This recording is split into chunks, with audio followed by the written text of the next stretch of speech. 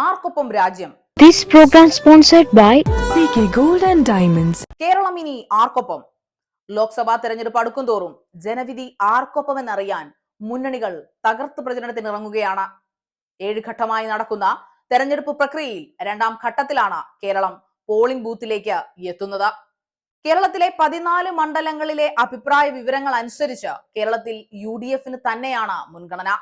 3 മണ്ഡലങ്ങളിൽ മാത്രമാണ് LDFന് പൂർണ്ണ പിന്തുണ നൽകിയിരിക്കുന്നത്. NDAക്ക് ഇതുവരെ ഒരു സീറ്റ് പോലും കൈവരിക്കാൻ കഴിഞ്ഞിട്ടില്ല എന്നത് തന്നെയാണ് കേരളത്തിലെ അഭിപ്രായ സർവേയിലൂടെ അറിയാൻ കഴിയുന്നത്. ഇന്ത്യയിൽ ഇന്ത്യ മുന്നണിയായിട്ട് മത്സരിക്കുന്ന 2 പ്രബല കക്ഷികൾ കേരളത്തിൽ എത്തുമ്പോൾ ഭിന്നിച്ച് മത്സരിക്കുന്നത് ആവേശം ഒട്ടും കുറയാതെ ഇരു മുന്നണികളും വാശിയേറിയ പ്രചരണത്തിനാണ് കേരളം സാക്ഷ്യം വഹിക്കുന്നത്. BJPയുടെ സ്ഥാനം ഉയർത്തിപ്പിടിക്കുവാൻ വേണ്ടി മാത്രമായി കേരളത്തിൽ പ്രചരണത്തിന് വേണ്ടി പ്രധാനമന്ത്രി നരേന്ദ്രമോദി എത്തുന്നത് 4 തവണയാണ്. ഇപ്രാവശ്യം കേരളത്തിൽ നിന്നും വൻ ഭൂരിപക്ഷം കൈവരിക്കാൻ BJP മുന്നിട്ടിറങ്ങുന്നത് തന്നെയാണ് കാണാൻ കഴിയുന്നത്. ഓരോ ദിവസം കഴിയും തോറും തെരഞ്ഞെടുപ്പ് പ്രചരണം ചൂട് പിടിക്കുകയാണ്.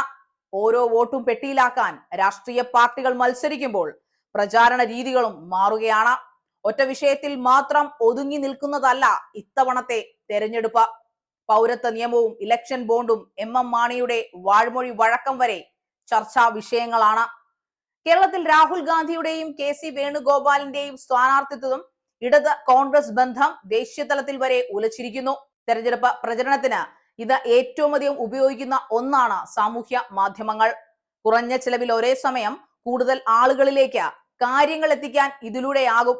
വിവിധ തരത്തിലുള്ള poster, video, Instagram reels, Facebook live എന്നിവയിലൂടെ വോട്ടർമാരുമായി സംവദിക്കാൻ സ്ഥാനാർത്ഥിക്ക് കഴിയുന്നു.